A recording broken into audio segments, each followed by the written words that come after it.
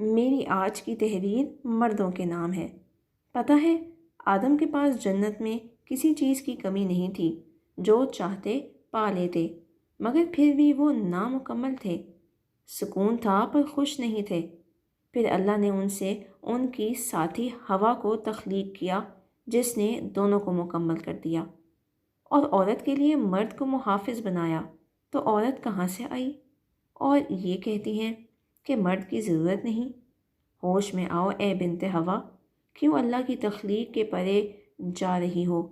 मर्द भी पाकीज़ा और अच्छे किरदार के हामिल होते हैं, जभी इन्हें नबूवत भी मिली और इमामत भी।